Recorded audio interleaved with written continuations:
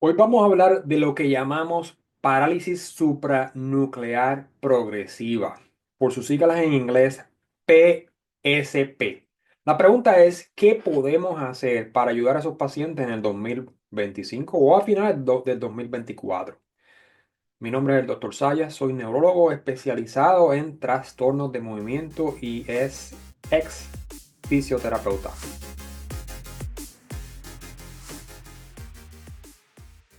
Lo primero que hay que decir es que el manejo de los pacientes de PSP, por sus siglas en inglés, es multidisciplinario. ¿Qué significa eso? Que no es solamente el médico, el neurólogo especialista en desórdenes de movimiento, es muchos otros proveedores de la salud que van a trabajar juntos para poder mejorar tu calidad de vida y la calidad de vida de la gente que está alrededor tuyo, de los que te están ayudando, de los que te están cuidando.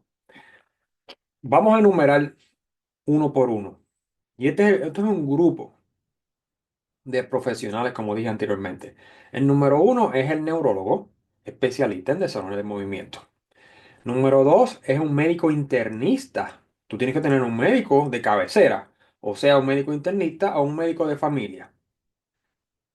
Número cuatro, o número tres, son terapeutas. Cuando digo terapeutas, un terapista físico, un terapista ocupacional y un terapista del habla. Eso es lo ideal, que tú tengas todos estos servicios alrededor tuyo. Número cuatro es un psicólogo, un neuropsicólogo, bien importante también, un psiquiatra, un médico de rehabilitación, lo que llamamos un fisiatra, que son bien difíciles de encontrar aquí en el área donde yo vivo, pero son muy importantes porque esos fisiatras coordinan los servicios con los terapistas físicos y los ocupacionales y los terapistas del habla y tienen un entrenamiento muy avanzado en rehabilitación. También, bien importante, un trabajador social o trabajadora social, bien importante, porque esos son los que te ayudan a saber cuáles son los servicios que están disponibles en el área donde tú vives. Número dos, un especialista en el sueño. Y tiene toda opción aquí. Puede tener la opción de tener un especialista del sueño que es un neurólogo o un pulmonólogo. Yo obviamente prefiero un neurólogo que sea fellowship entrenado, que tenga un entrenamiento extra en enfermedades del sueño, porque van a saber más de enfermedades neurodegenerativas que un doctor especializado en pulmón, lógicamente. Por eso es que yo prefiero que si tú tienes PSP, que veas a un neurólogo especialista en desórdenes de sueño. También tenemos un neurooftalmólogo, que son neurólogos especialistas en neurooftalmología. O puede ser también un oftalmólogo especialista que tiene una subespecialidad en neurooftalmología, que es como un año extra que ellos hacen. Y los urólogos, porque hay casos que la vejiga se pone muy compleja y hay que buscar ayuda de expertos en el área. Y el experto en la vejiga es el urólogo. Ahora bien, vamos a discutir, antes de discutir del manejo, es importante que ustedes entiendan que esta enfermedad es progresiva. Por eso es que se llama parálisis supranuclear progresiva, porque es progresiva. ¿Qué quiere decir eso? Que no tiene cura. Bueno, no tenemos cura para la enfermedad del Parkinson, tampoco tenemos cura para el PSP, o lo que llamamos parálisis supranuclear progresiva. No tenemos cura en el 2025, en el 2024, todavía no. Ahora, tenemos tratamientos disponibles para mejorar tu calidad de vida, que es lo más importante, y la calidad de vida de la gente que vive alrededor tuyo, los que te cuidan. Por lo tanto, quiero que entiendan que esta enfermedad es distinta a la enfermedad del Parkinson. Aquí no estamos hablando de la enfermedad del Parkinson. Aquí estamos hablando de PSP, parálisis supranuclear progresiva. La prognosis es bien distinta. es diferente y quiero que entiendan que ustedes van a esperar. Quiero que entiendan que la prognosis no es igual. En pacientes de Parkinson, yo tengo pacientes de Parkinson que cuando empiezan los síntomas motores pueden vivir hasta 40 años. Tengo un paciente que fue diagnosticado a los 27 años y ahora casi va a cumplir, el año que viene va a cumplir 70 años. O sea, estamos hablando de más de 40 años con la enfermedad y está muy bien. Está tomando su carbidopa levodopa cada 3 horas y mientras está tomando la carbidopa levodopa y sigue haciendo ejercicio, está muy, muy, muy bien. Camina bastante bien. Ahora, cuando no toma el medicamento, una vez que lo vi a él sin tomar el medicamento, porque le dije que no tomara el medicamento, se ve muy mal. Pero como estamos hablando del Parkinson, la enfermedad del Parkinson, él responde muy bien a la levodopa, diferente a esta enfermedad que estoy discutiendo, que es el PSP. Estos pacientes no responden muy bien al medicamento y ese es el problema más, más importante, porque esto no es típico, es atípico y por eso es que la llamamos Parkinsonismo atípico, que es la causa más común de Parkinsonismo atípico la causa más común de Parkinsonismo primario cuando tú no tienes la enfermedad de Parkinson. Ahora, tú me preguntas, si me preguntas a mí, ¿por qué yo necesito saber esto de la prognosis? ¿Por qué? Bueno, la razón es que tienes que estar preparado para lo que viene. Y esto te ayuda a establecer metas y tener un plan. Y créeme que facilita el proceso bastante cuando tú tienes conocimiento. Cuando tú no sabes lo que vas a afrontar, es más problemático, es peor. Por eso es muy importante que entender la prognosis. Bueno, esto es, como dije anteriormente, un viaje desafiante. Es un viaje que no es muy fácil, aunque la experiencia de cada paciente es distinto y suele diferir entre pacientes. No todos los pacientes son iguales. Aquí les enseño y van a estar en la pantalla lo que podrían esperar. Vamos a hablar del primero. Problemas de la movilidad.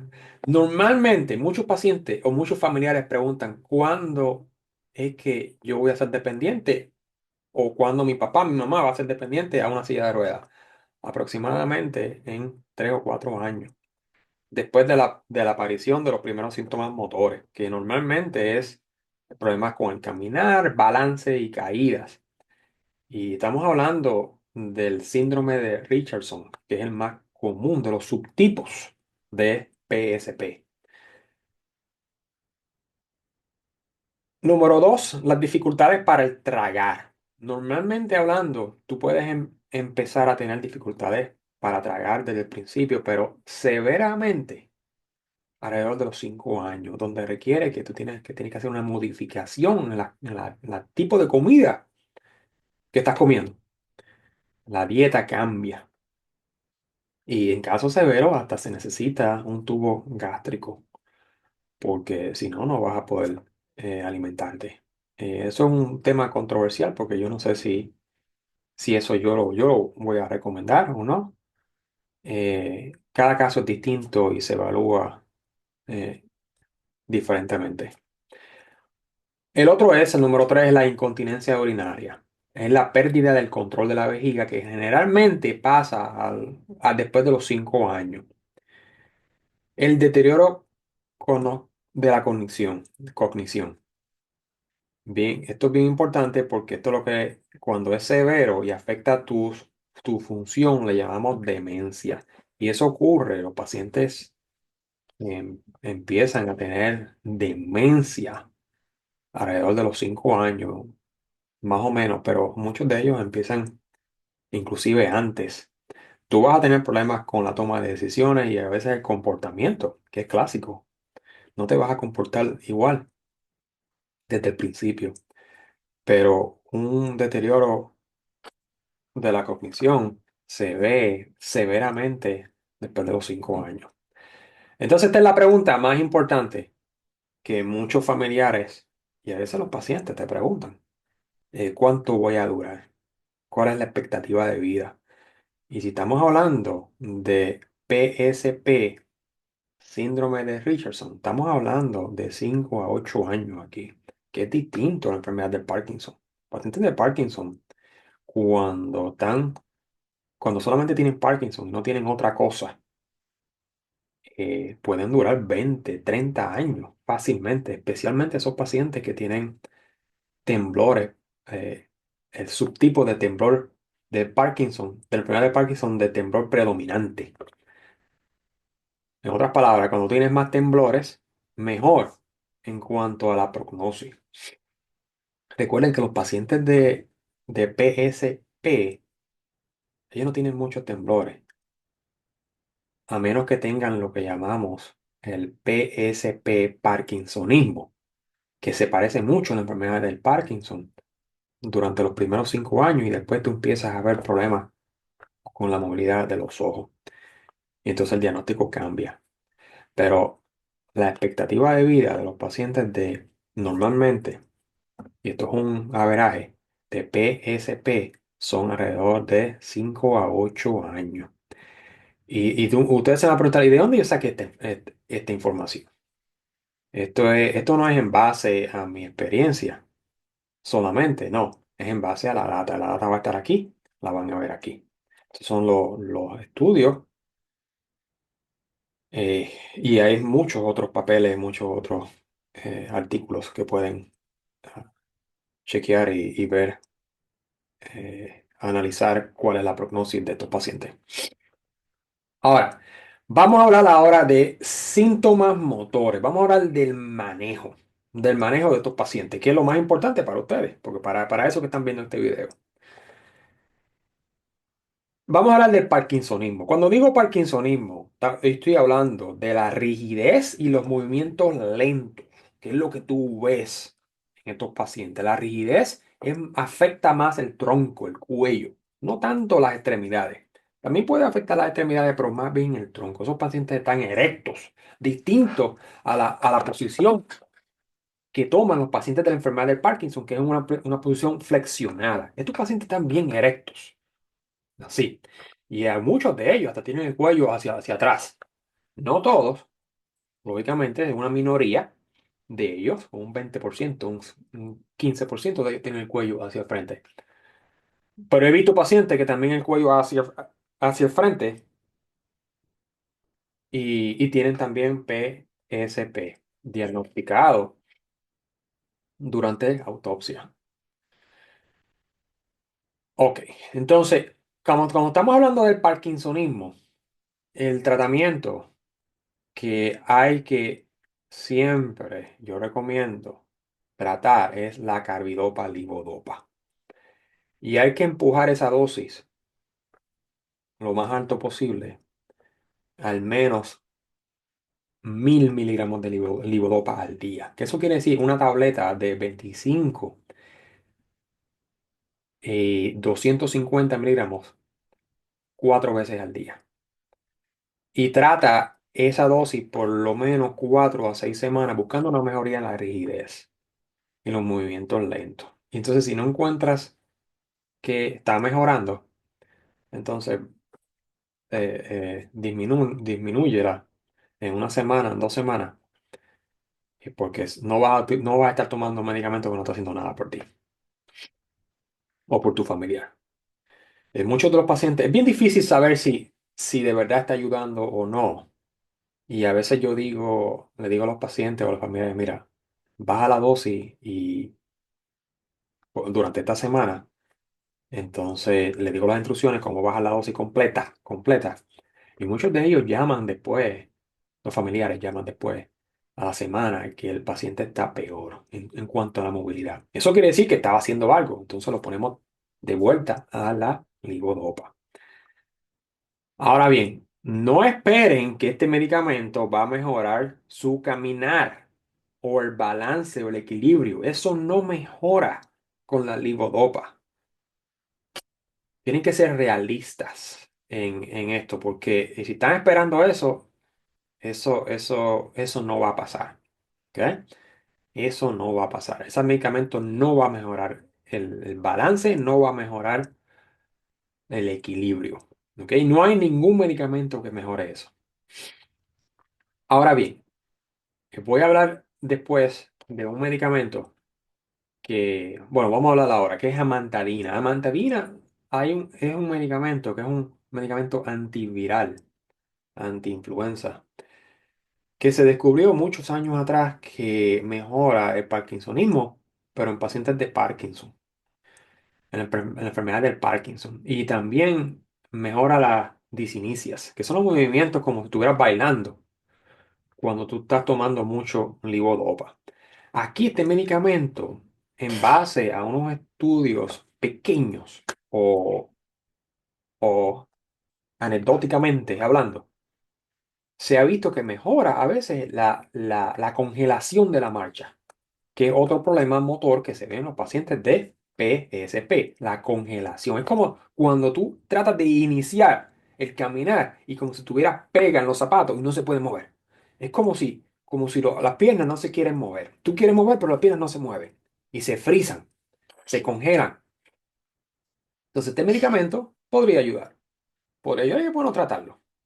Y lo único que tienes que estar pendiente es cuando tú subes la dosis, empieza con una dosis bajita de de 100 miligramos por la mañana y cada semana aumenta a 100 hasta que llegues a 300 por lo menos.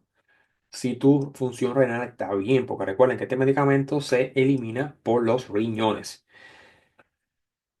A veces, un efecto secundario que se ve bastante, y van a ver la foto, les voy a poner la foto en la pantalla, de un paciente mío que, y muchos de ellos que tengo, que cuando pasan de por encima de los 200, los 300, específicamente los 300 miligramos al día, ven esas manchas que ven en la piel, que es una descoloración violeta, eh, lívido reticularis, como se llama en inglés, lívido reticularis. Eso es, y es una cosa cosmética, no es algo que tienes que parar el medicamento, a menos que cause úlcera. Eso es distinto, pero eso es más cosmético que otra cosa. No se ve bien. Pero ese es el medicamento, otro medicamento que yo utilizo en pacientes con PSP. Ahora, si tú tienes distonia, que eso significa posturas abnormales, que incluyendo la distonia que ocurre en la cara de esos pacientes, como por ejemplo, esos pacientes tienen excesiva contracción de los músculos frontales. Ellos están así. Entonces tienen esto más pronunciado, estas cosas que tenemos aquí en la cara, más pronunciado. Pero a veces, más importante es que a veces ellos no pueden abrir los ojos porque tienen una contracción excesiva de estos músculos alrededor de los ojos. Y el tratamiento es utilizar toxinas botulínicas como el Botox, el Xeomin o el Dysport. Dysport. Eso es lo que tenemos aquí en los Estados Unidos para tratar esos casos y tratar lo que llamamos apraxia de la apertura de los párpados. Esos pacientes, muchos de ellos, tú les dices, cierra los ojos o cierran. Pero después abre los ojos, no pueden abrirlos. Y entonces se tardan en abrir los ojos y a veces tienen que abrir los ojos ellos mismos, lo tienen que abrir. Eso se llama apraxia de la apertura de los párpados. Entonces, el tratamiento no es pastilla, porque eso no va a hacer absolutamente nada. Absolutamente nada. El tratamiento es inyectar Botox o Xeomin, que son toxinas botulínicas, en esta área del ojo aquí, en el párpado, perdón, no en el ojo, en el párpado lateral. Y a veces lo inyecto más medial. Y eso trabaja bastante bien en la mayoría de los pacientes. Ahora vamos a hablar de los síntomas no motores, que a veces son más importantes que los motores, afectan más la función.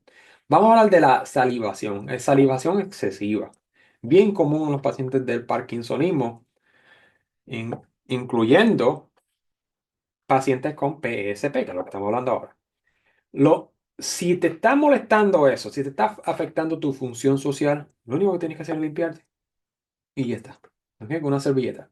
Ahora, muchas veces es bastante severo y afecta tu función porque te sientes mal cuando tú vas a salir y estás babeándote. No se ve, lógicamente no se ve bien. Y en esos casos, entonces, utilizas toxinas botulínicas.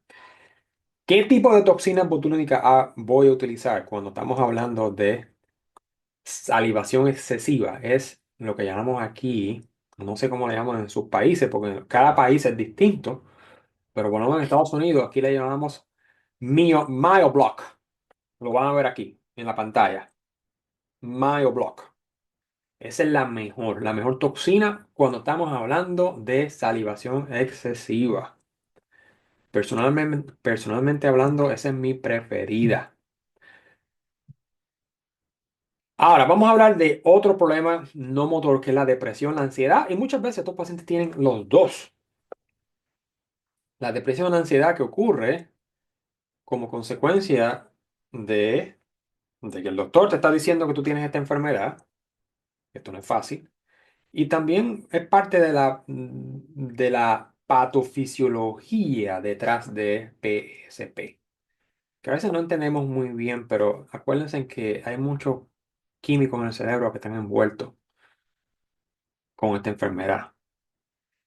¿Cuáles son mis medicamentos preferidos para tratar esta enfermedad en base a los efectos secundarios, que son mínimos con estos dos medicamentos que les voy a decir ahora, que es la sertralina, que lo van a ver en la pantalla, sertralina y el Excitalopran o Lexapro, que le llamamos aquí en inglés, Lexapro, van a verlo en la pantalla. Yo empiezo con una dosis bajita. Si estamos hablando de Zoloft o de sertralina, 25 a 50 miligramos al día, con alimentos, con algo en el estómago, porque aumenta la absorción.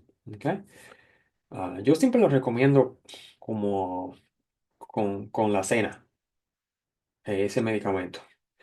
Entonces, si otra opción que posiblemente trabaje más rápido es el Lexapro o lo que llamamos también Excitalopran. Excitalopran, lo van a ver en la pantalla.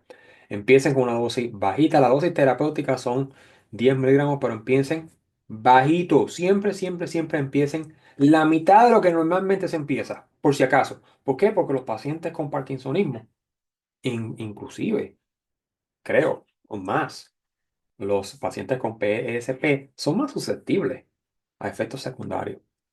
No sé por qué. Pero he visto eso. Entonces, empiecen una dosis más bajita, más bajita.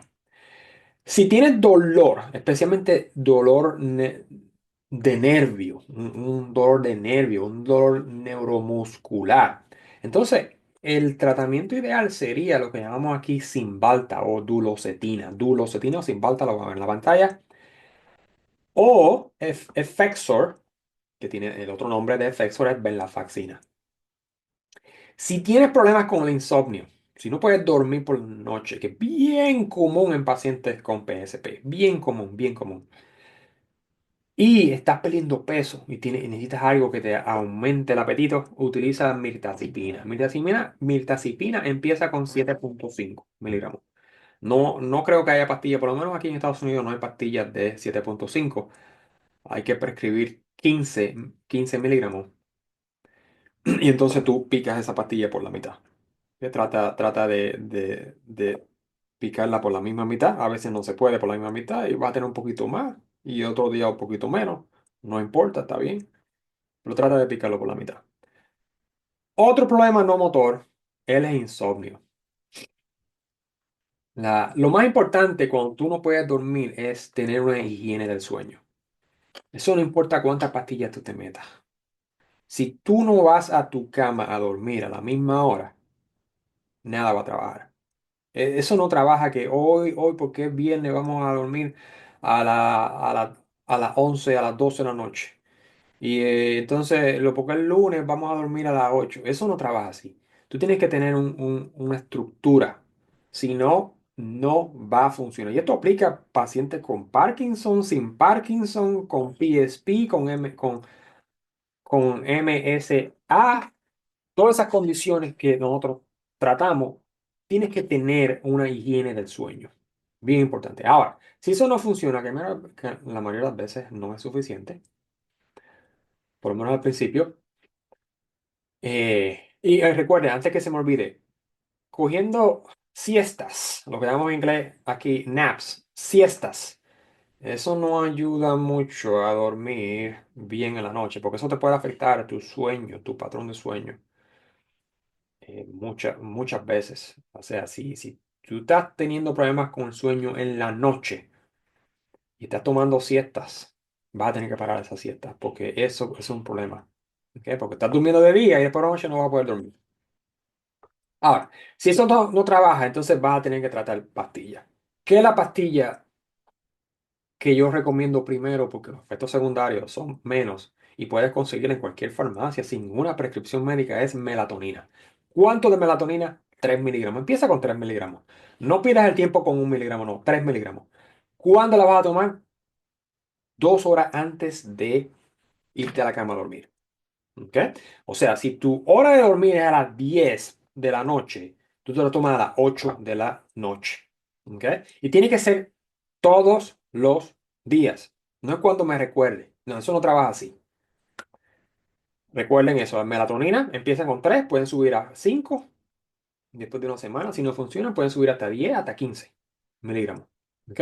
Now, si eso no funciona, entonces busquen ayuda de la mirtazapina. Mirtazapina, como dije anteriormente, la mirtazapina 7,5. Empiecen y pueden subir hasta la dosis máxima, que es 45 miligramos. Otro medicamento que utilizo, especialmente cuando el paciente tiene irritabilidad y agitación y son graves.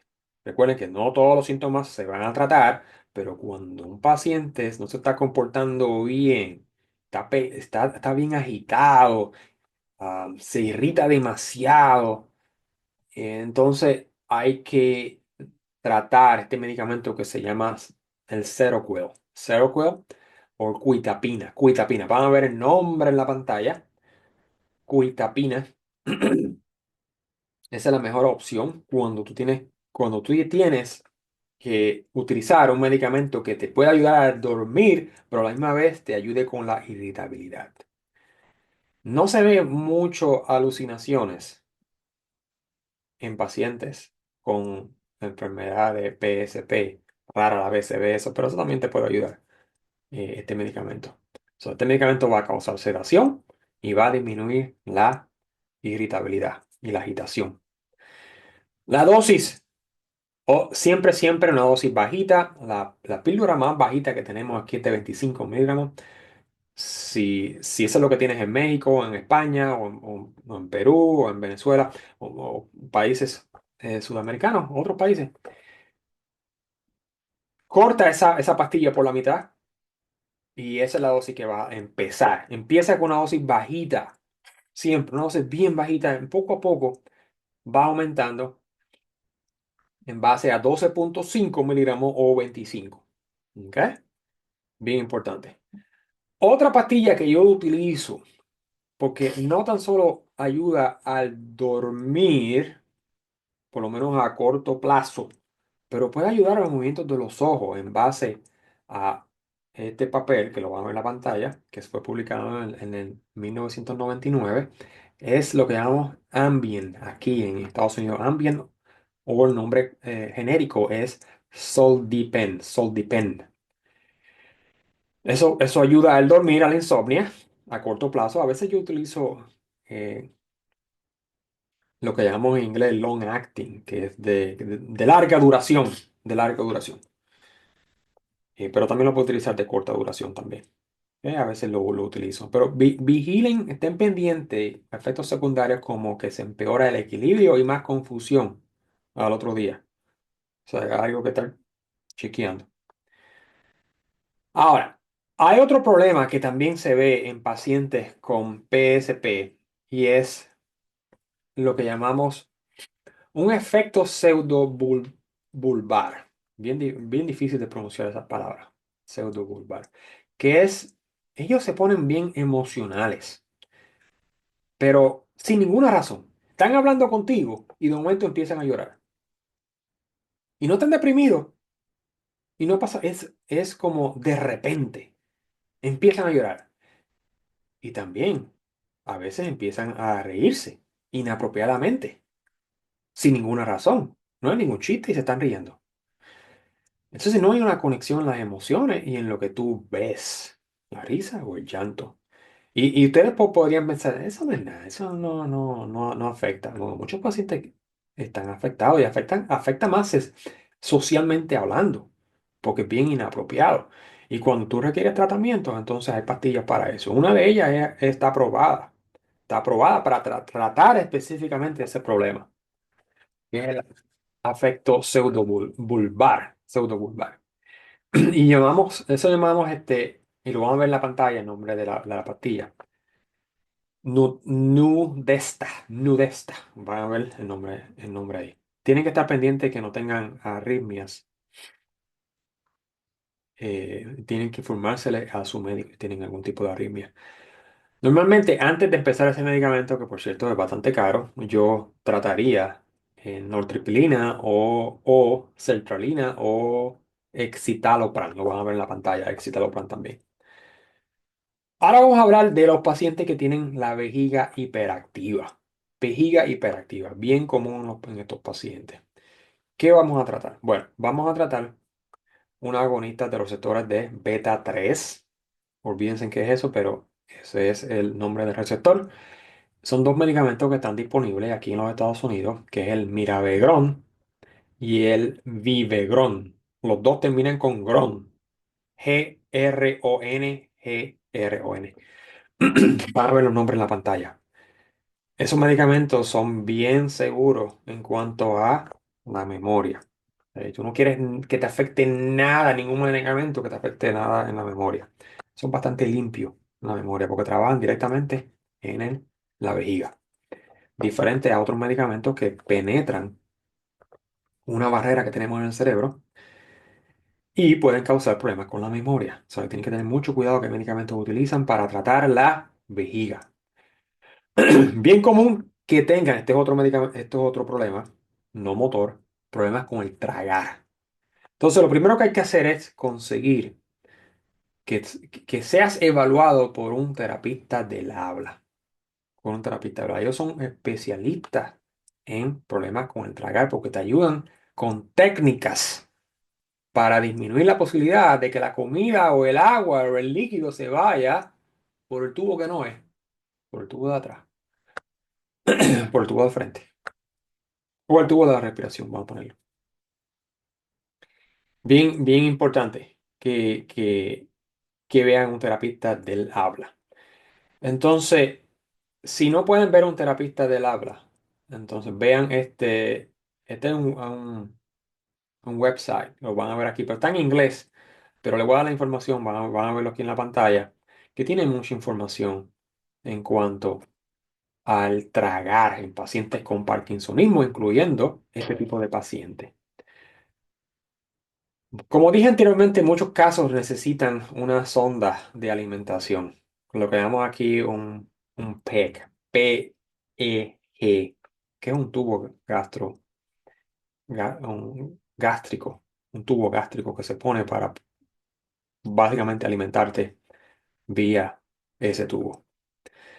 Ahora, ¿qué podemos hacer con esos pacientes que tienen demencia relacionado a esta condición? Pues estamos hablando de esta condición nada más, no estamos hablando de otros casos de demencia, estamos hablando de PSP. ¿Qué podemos hacer? Bueno, lamentablemente no tenemos ningún medicamento aprobado para eso y ningún medicamento que realmente ayude en la memoria, en los déficits cognitivos que tienen estos pacientes, ni tan siquiera el, el Aricept, que es el medicamento que utilizamos aquí para el Alzheimer y a veces para cuando tienes demencia relacionada a la enfermedad de Parkinson, Aricept, donepezilo, lo van a ver aquí, donepezilo, o la rivastigmina, que es otro medicamento que se llama Lexelon.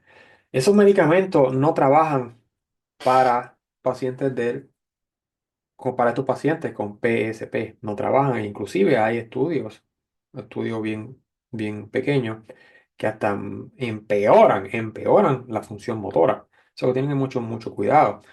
Nosotros a veces lo tratamos porque no tenemos más nada que tratar.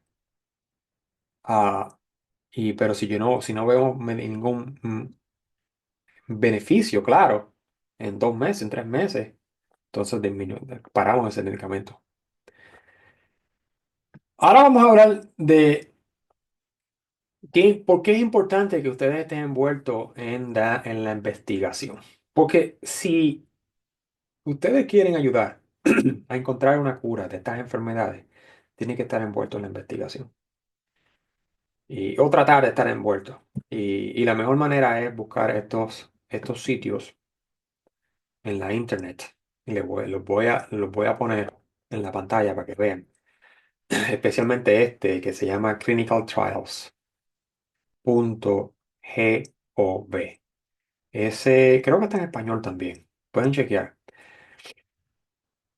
Ese website de la internet les indica, les dice dónde están haciendo estudios alrededor de su estado o su país, porque es mundial.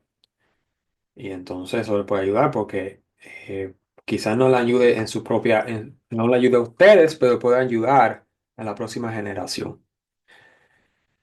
Para concluir y para finalizar, yo no puedo enfatizar más la importancia de tener cuidados paliativos en los pacientes con parálisis supranuclear progresiva.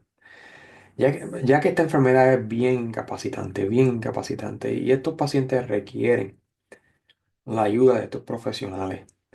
Y no tan solo los pacientes, especialmente las personas que están ayudando a estos pacientes, los familiares, los que te cuidan, los que cuidan a esos pacientes con PSP, porque ellos van a necesitar ayuda y necesitan aprender a cómo mejorar la calidad de vida, y no tan solo con medicamentos, hay otras cosas más, como es la parte espiritual, las emociones, las cosas psicosociales que son bien importantes. Hay un apoyo espiritual que yo creo que es bien importante. Mucha gente va a estar en desacuerdo con eso, pero creo que la parte espiritual en estos casos o en todos los casos, es bien importante. Ellos te ayudan a eso. Y por último, si les gustó este video, no se olviden de suscribirse a mi canal, darle like. Si quieren más información, vayan a mi website, van a ver aquí el website GEM, GEM, neurología.com. Y si viven en el estado de Tennessee, o si quieren sacar una cita, pueden llamar a este número, y este número es para sacar citas, especialmente si viven en el estado de Tennessee.